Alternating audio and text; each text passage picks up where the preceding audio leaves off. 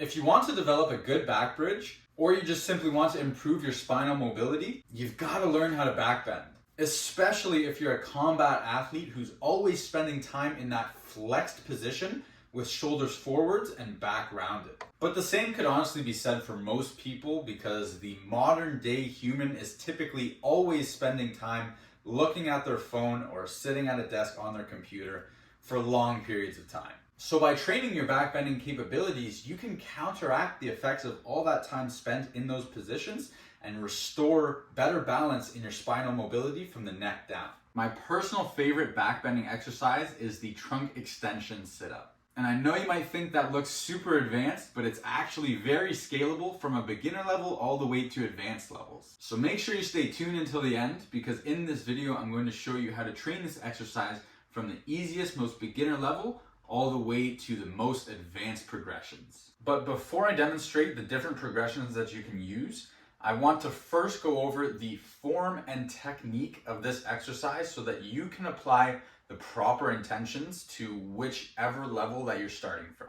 So I like to use a wall for reference, especially at a more beginner level, so that way we can get some tactile feedback on the movement of our spine. Now the goal or intention of this exercise is to segment our spine into extension, one vertebrae at a time, working from the top down. So we want to initiate the movement from our head and neck, and then down through the thoracic spine, the upper back.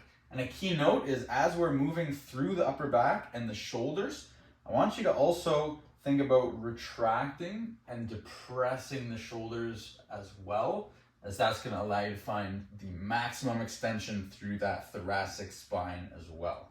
All right, so head, neck, upper back, shoulders come back, then we're segmenting down through the rest of the spine, down into the lumbar.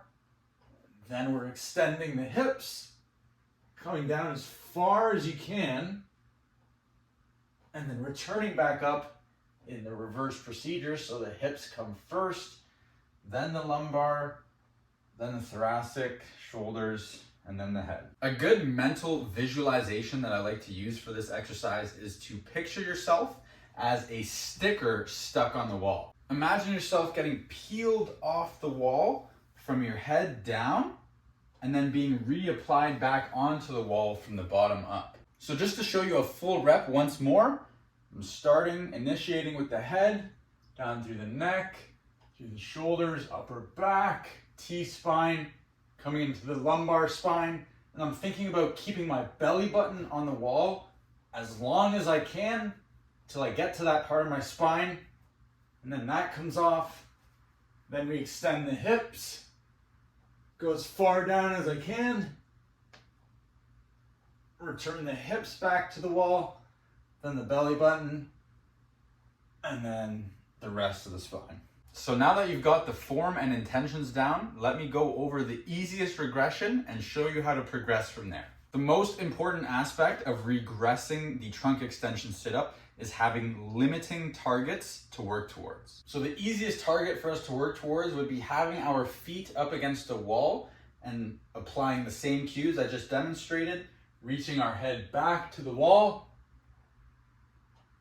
and coming back and performing that for reps. Then we can start to work our way a little further out from the wall so that the wall is further behind us and we have more space to get a little deeper and then return back up. Then the next step from the wall is to set up some limiting targets on the floor behind you at an appropriate height for your current level of ability. And over time, as you develop more range and strength here, we can lower that target until eventually you're able to take this all the way to the floor.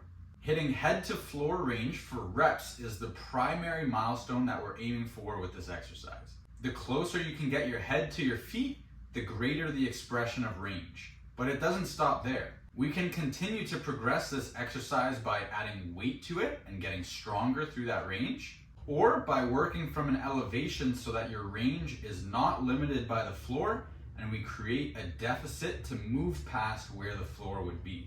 So there's a complete overview of how you can start to train your back bending capabilities using the trunk extension sit-up and all of its progressions. I would recommend to do about 3 to 5 sets of approximately 5 reps once or twice per week. It works as a great accessory to include in your upper body training sessions. So make sure to drop any questions or thoughts in the comment section below. I hope you subscribe and enjoy.